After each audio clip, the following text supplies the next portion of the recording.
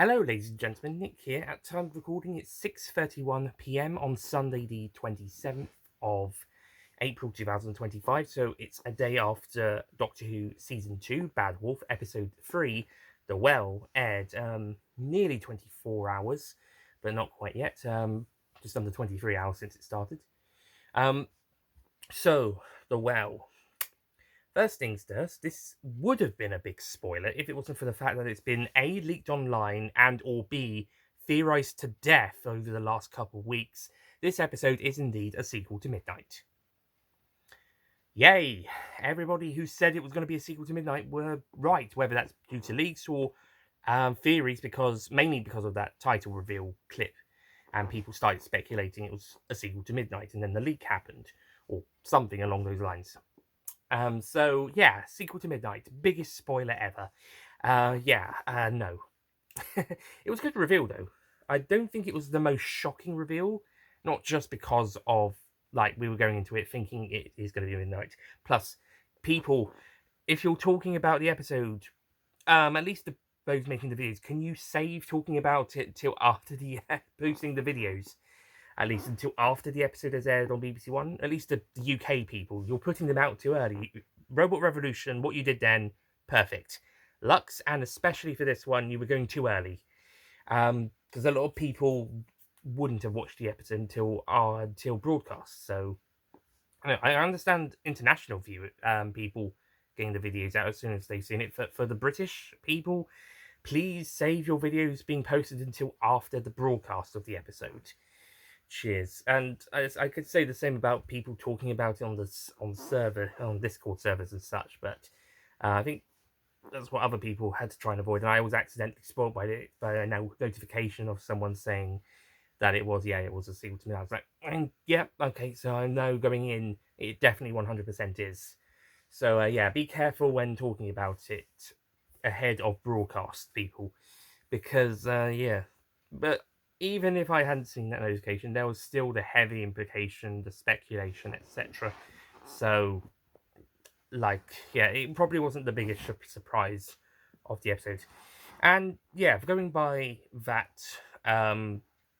realization, you can determine that the planet they're on is in fact Midnight, although set 4,000 years later, and that our villain is in fact the Midnight entity, and it's supposedly the same one that met the 10th Doctor back in that original episode in 2008, as opposed to another, a later being. Although it has learnt to evolve and it is doing a different tactic. Now, this reaction is trying to be non spoilery, so outside of the obvious spoiler reveals that were confirmed in the episode that we can talk either because it was already spoiled or because it was a theory proven right. And of course, once the reveal does happen, of that, yeah, it's basically public knowledge, and so, but it's not like a massive reveal, such as the reveal of Sutek, even if that was, say, theorized by a lot of people until the end of Legend of Ruby Sunday, or the reveal of Ruby's mother. Those ones I maintain would have been spoil for the review spoilers, or at least definitely that last one. Whilst here, knowing it's a Midnight sequel, the Midnight entity is back and it's set on the same planet, I would say is not a spoiler. But I may go into more discussion about how the creature operates compared to how it did in Midnight in the review, because that would be more of a review topic. But I would say that it is done interestingly different this time, but also still maintaining you can't really see it, you don't really know what it is. I'd say the possession this time round is noticeably different to how it was in Midnight, but it does keep you looking at the person it's holding on. It's not so much possessing a person this time, it's behind them, or sort of a bit like, I'd say it's taking some inspiration from the Time Beetle.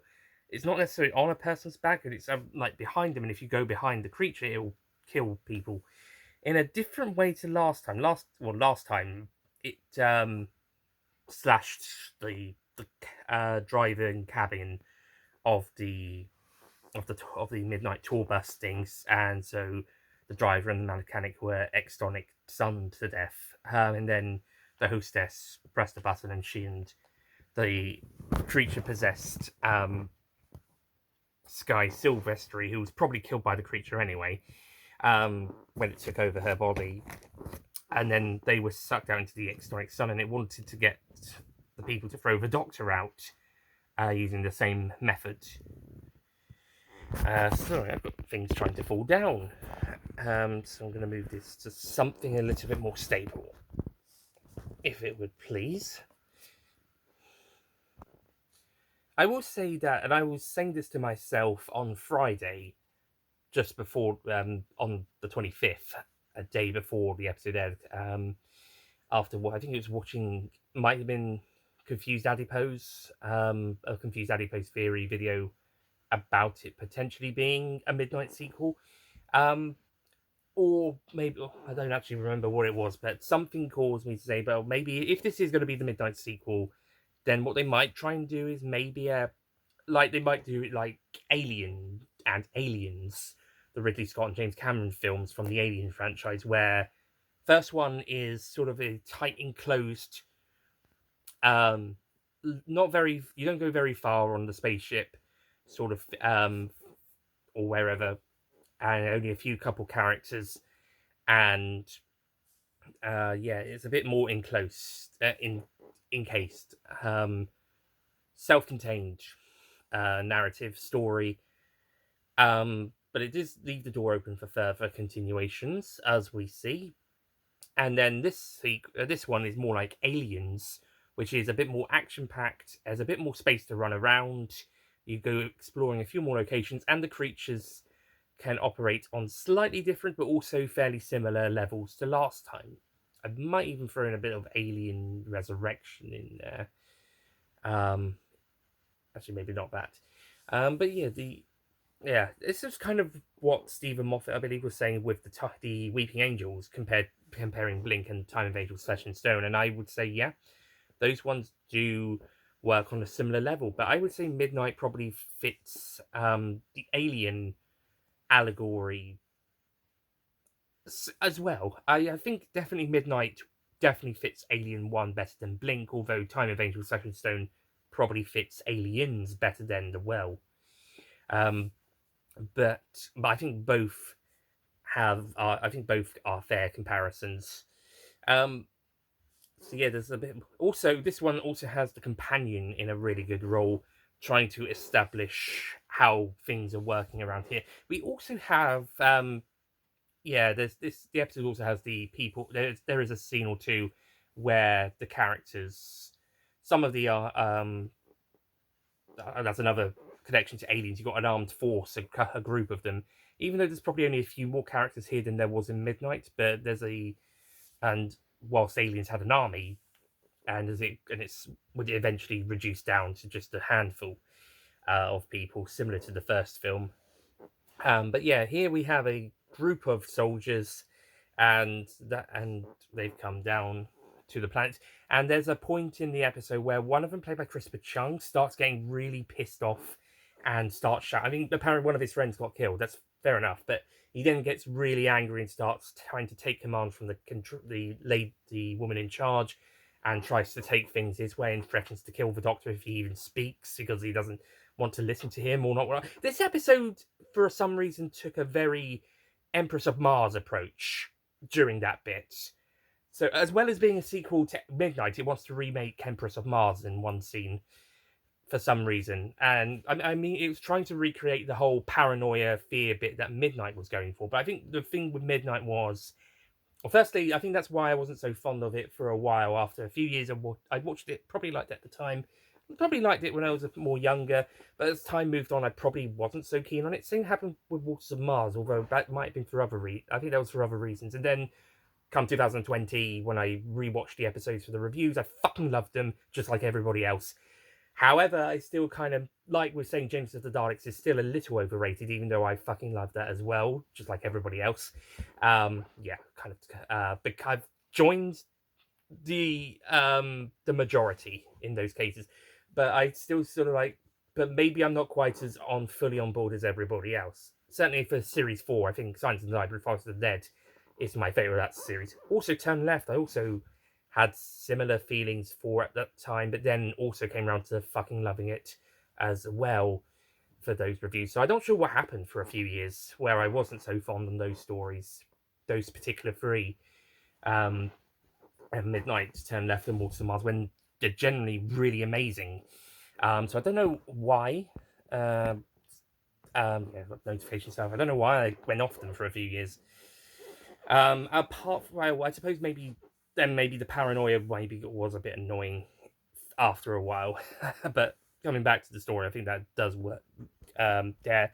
However, so Midnight, you get to learn these characters in the story. This is the point I'm trying to make, is you get to learn about those characters, and you have a lot of time with them, and they're trapped in a really small confined space and getting really scared, especially when yeah, and they even start resorting to considering murder to even save their own skins, and they're getting upset cross with the Doctor when he's telling them not to do that, and then and then the creature takes hold of him, and they get even more scared. And also, I think I thought about this earlier this morning, remembering the scene towards the end of the episode when they're about to throw the Doctor out and possess Guy, saying, "Listen, that's him inside your voices." And this episode had the creature whispering element to it as well. So, on retrospective, maybe the creature was whispering into their ears. They're definitely manipulating the humans, but they could have been doing something similar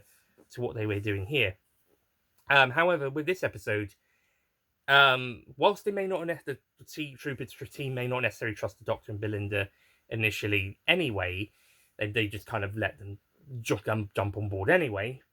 Well, actually, what happens is the Doctor and Belinda turn up in their ship, and then they just they're made to go with the flow, pushed out the thing. They do their sort of set up with the device thing, and then the soldiers surround them and point guns at them, and you're thinking, well, why are you doing that now and not back on the ship? Didn't you not have the time?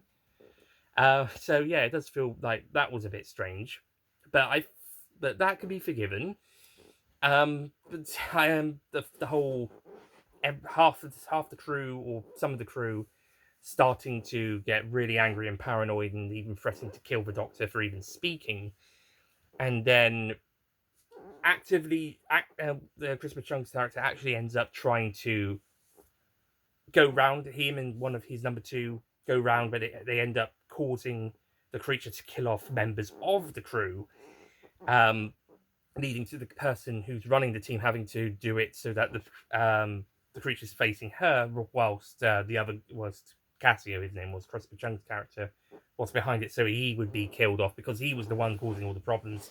He wouldn't stop, so he had to be stopped. So yeah, it went very Empress of Mars there, because that something very similar happened to that, although it was more than one scene. It was like it's about halfway through the episode, the second in command tried to oust the number one in command of being a failed execution someone who was supposed to be executed, but it was botched, so he was pardoned, and because he had been a coward, and now he's back in the army, and now he wants to take command. So he he says that the captain had previously been a victim, had previously supposed to have been executed but wasn't, and is now relieving him from command now, because he felt like it.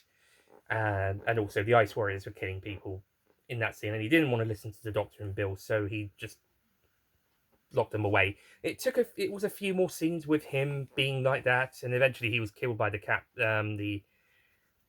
colonel he was executed by the colonel because he was attempting to kidnap the Martian Empress. So yeah, this episode went very Empress of Mars with that. Something very similar there, plus the Midnight Paranoia. So I don't know why it did that. Other than that scene, I think the episode on a general basis serves as a good sequel to Midnight. The Paranoia, fair enough. I think that's a thing that's needed to be in the episode. And I think outside of that scene, where it went very Empress of Mars, for some reason, it worked elsewhere. Like, what's there? Did they see something? What is the creature? Is there even a creature there? And also the tension and build up there. I think that worked more effectively than just having the person upset his friend is killed and is not allowed to engage the creature. Therefore, he takes command and is like he becomes the captain from Empress of Mars for a scene. I don't know. That's my only that's my only real major gripe of the episode is why did they go that way? Um, but I think most of the rest of it worked really well. I do want to watch it again to kind of get a more determined fact, but I think it is a good episode. I don't think it's as good as the first Midnight, and I don't think it's as good as last week, Lux. And I know some people saying move over Blink. We've got a new all-time classic. We were saying something like this last year with Boom.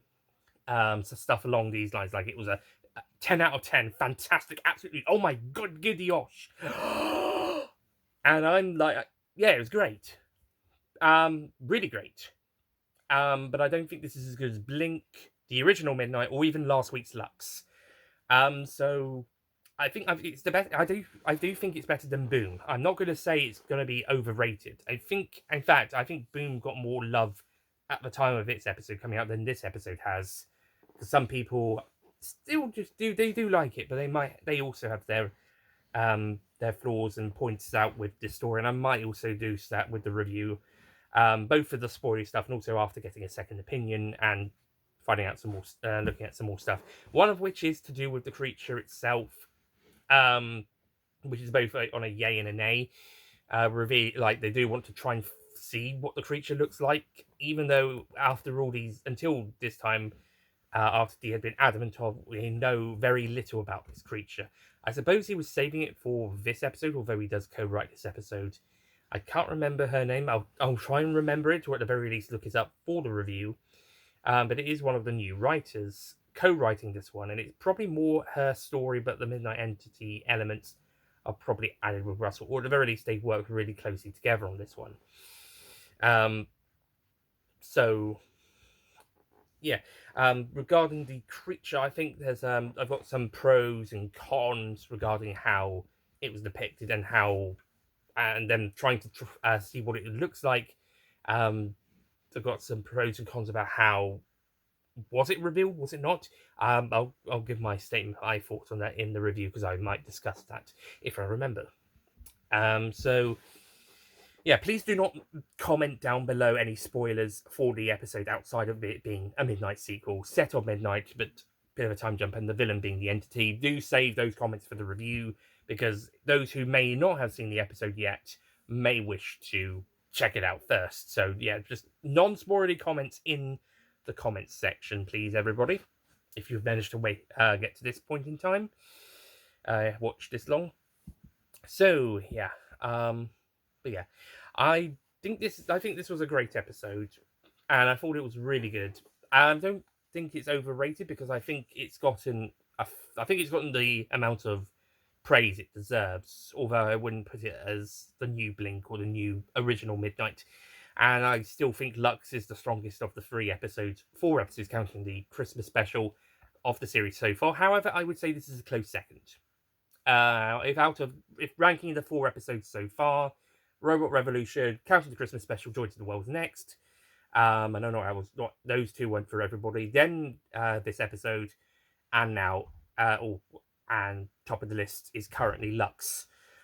I love Mr. Ring-a-Ding. I'm sorry, I can't get enough of him. Yeah. But yeah, I think this one works really well. Also, it's interesting that seasons 1 and 2 of this new era, you have episode 1 being a campy sci-fi story. Then episode 2 is a historical period set story featuring a god, godlike being from the Pantheon.